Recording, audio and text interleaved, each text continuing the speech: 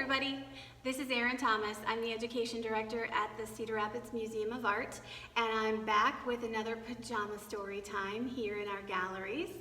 Today's piece that I selected as inspiration for our story is one of my favorite pieces in our collection because I'm a big Harry Potter fan. If you've ever read those books, you may be familiar with Mary GrandPre's pastel paintings, including this one that shows wizard chess. It's just like regular chess, except in wizard chess, the pieces move around on their own. And I don't know if you can see it, but the characters, Ron and Harry and Hermione, are much smaller than the chess pieces. So I had a choice to select a story to read you that was illustrated and even written by Mary GrandPre, or save that for the next time we meet and instead share a story with you about chess. And that's what I decided to do. So today's story is called Alex and the Wednesday Chess Club by Janet S. Wong and illustrated by Stacy Schuett. So let's start. Alex learned chess when he was 4. His parents taught him the rules, how the pieces move, how the pieces don't move, and when to say check. Alex's favorite phrase was checkmate, sir, which he liked to shout as the knight galloped across the board, jumping over pawns and knocking the king back, whack, on his big, round, rolling rump. There's the knight knocking the king back.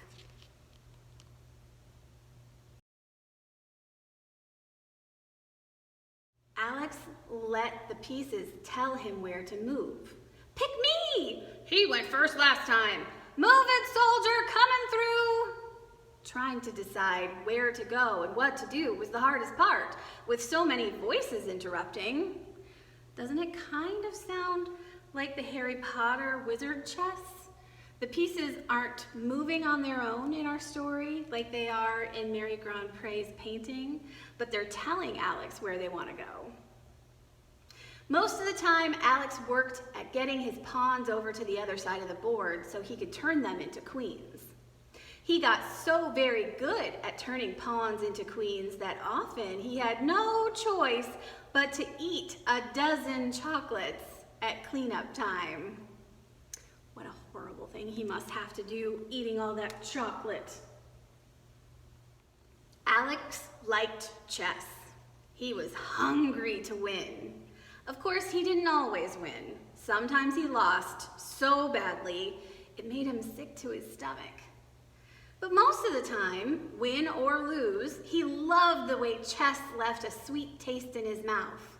Alex loved chess. So who knows why his mother made him play his next door neighbor's moldy old Uncle Hooya. If Alex was hungry to win, Uncle Hooya was starving. He looked ready to bite somebody's head off. And he did. He gobbled Alex's rooks. He crumbled his bishops. He swallowed his pawns whole. Burp. Alex did not want to play chess ever again.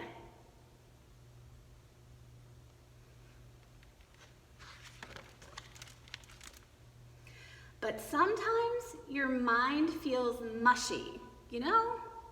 5 plus 3 equals 6?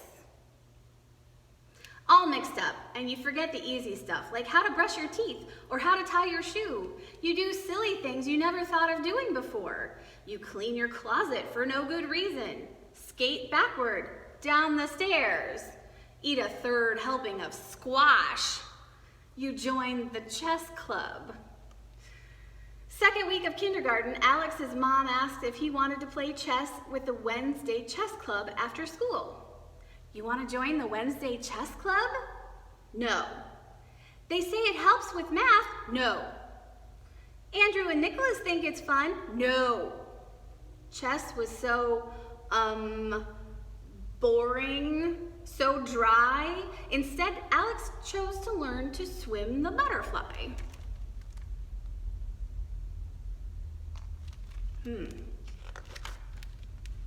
His mom asked again in first grade. No. His mom asked again in second grade. No. In third grade, Alex's mom gave up. So Alex spent Mondays at the swimming pool and took piano lessons on Tuesdays and Thursdays and had football practice on Wednesdays and Fridays and spent Saturday mornings at games. Sundays? Well, Sundays were really busy.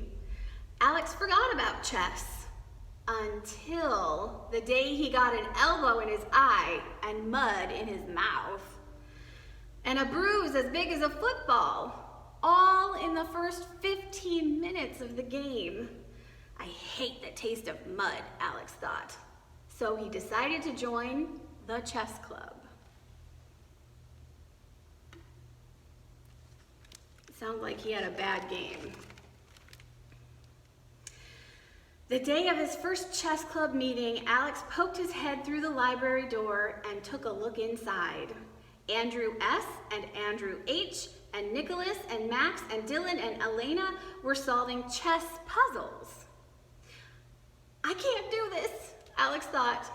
Then Alex heard a growl and a yelp and took another look inside. Olaf and Fred were in the corner. Olaf had a headlock on Fred. Olaf was stuffing Fred's face with cheese puffs. I can do this, Alex decided, and he walked into the room. Look at them wrestling over there. Coach B was busy writing on the board. Coach B's top 10 chess tips. Play at school, play at home, play on the computer, play in tournaments, play your good friends, play your not so good friends, play your parents, play your sisters and brothers, play your cousins and aunts and uncles, but don't play moldy old Uncle Hooya. How does he know Uncle Hooya? Alex did everything Coach B told him to.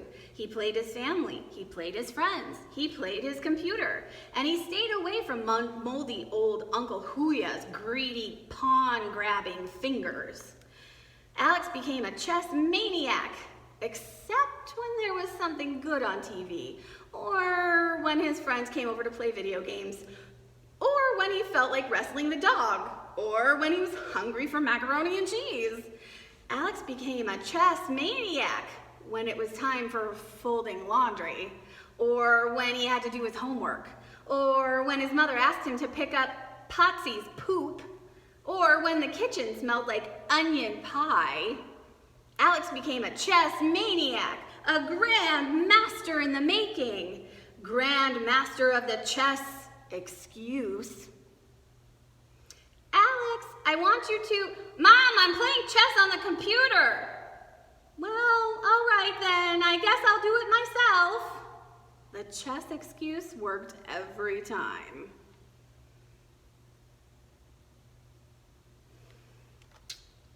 That doesn't sound very nice. Coach B believes the best way to learn chess is to play and do chess puzzles and play some more. So every Wednesday, the chess club kids did chess puzzles and played and played and played. That sounds fun. The last day of session 1, after 7 weeks of play, they even had their own tournament. Alex played Andrew S. and lost. Alex played Max and lost. Alex played Nicholas and lost. Alex played the other Andrew and lost. Alex played Dylan and lost. Alex played Elena and lost in 3 minutes flat. But when Alex played Olaf, the game ended in a draw, so they tied. And when Alex played Fred, he won a handful of cheese puffs. And so at the end of week 7 of the Wednesday Chess Club, after 140 chess puzzles, after 630 minutes of games, everyone was ready to sign up for the Saturday City Tournament. Even Fred. "Can I bring my cheese puffs?" Fred asked. "If you bring enough for everyone," Coach B said.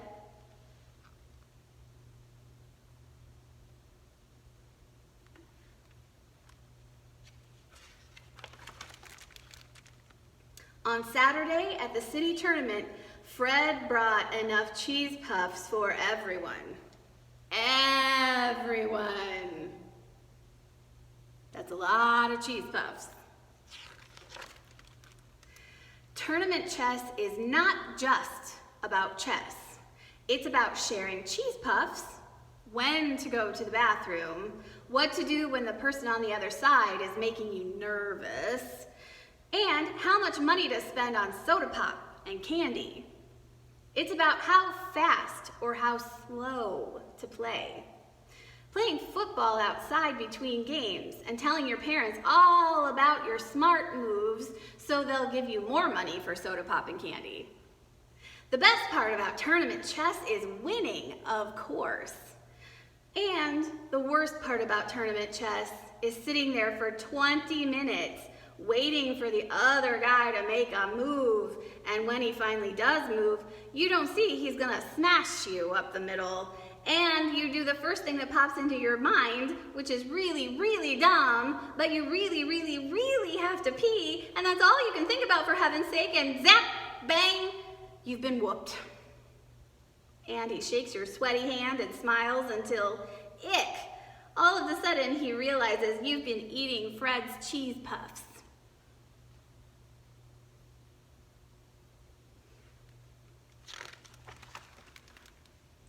Game 1, board 43.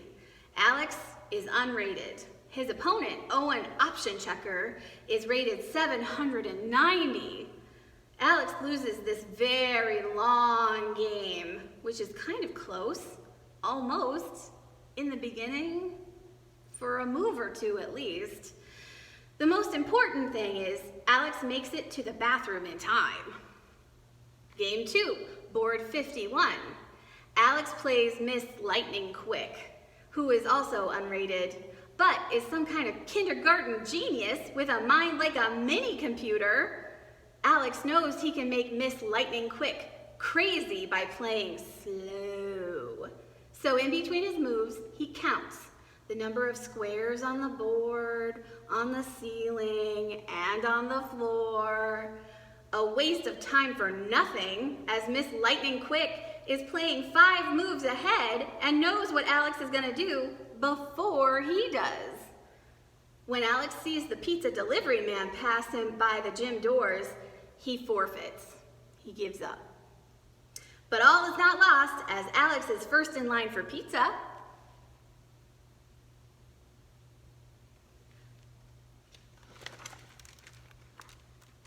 Game 3, board 69, the second to last board. The best thing is Fred is on board 70, passing cheese puffs under the table, while Alex's opponent is turning blue from too much soda pop and candy.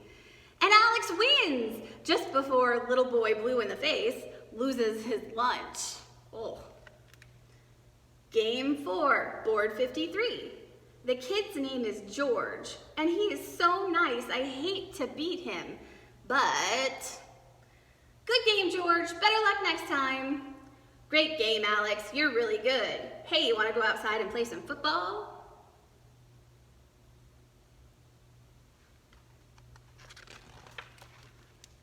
Game 5, board 49. Alex has a rating. 580 is not exactly the kind of rating he wanted, but it could be worse. It could be worse. He could be playing the state champion's surly baby brother, his next door neighbor's little cousin, Huya. Uh-oh. Oh, and he is. Uncle Huya walks little Huya to his seat. Look, it is Alex, Uncle Huya says to little Huya, showing his hungry teeth. Uncle Huya knocks little Huya on the head. This time, no excuses. This time, win. Little Huya opens up with a regular boring pawn move. Alex scraps his regular boring pawn move for something different, something risky, something daring. He brings out the knight. Little Huya brings out a pawn. Alex brings out the other knight. Little Huya takes him. Alex thinks, how did I miss that? Alex takes little Huya's pawn. A pawn for a knight? Pitiful. Alex bites his lip. It's a bloody battlefield out there with a new prisoner every 5 seconds. And Alex is losing fast. Little Huya is drooling. Alex is down to his king, a rook, a knight, and a pawn, playing on the run. Alex's rook is screaming at him, "Attack!" "No, little Huya won't fall for that," he tells his rook. "Try it! Be brave, Alex!" the rook calls out. So Alex puts the rook in position, attacking little Huya's bishop, while little Huya is looking at the trophies. "Your move," Alex says, and little Huya turns around. Somehow he doesn't see the rook attack. He moves the wrong piece. Whack! "This is fun," Alex thinks, and he sinks low into his chair so he can listen a little more carefully to his brave and clever rook.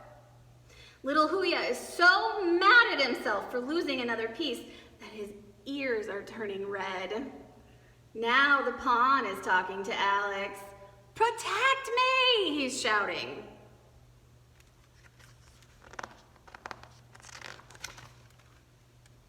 And all of a sudden, Alex remembers olives turning into chocolates.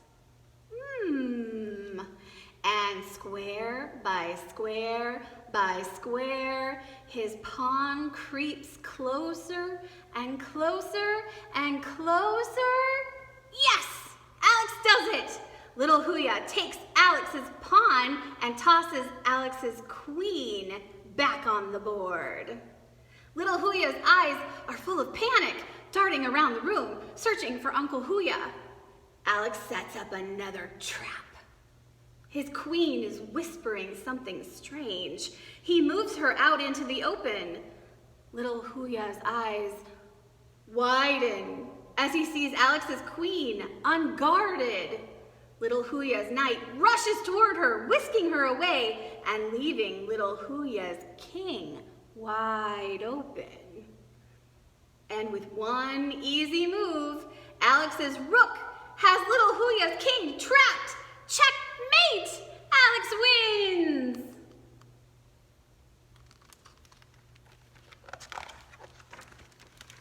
Huya! Now, if you happen to check this book out from the library like I did and read it yourself, or if you get your own copy, in the back of the book, there's Alex's top 10 chess tips so you can learn how to play for yourself, and then maybe you can win a game or two, maybe even against a scary opponent like Alex did in our book.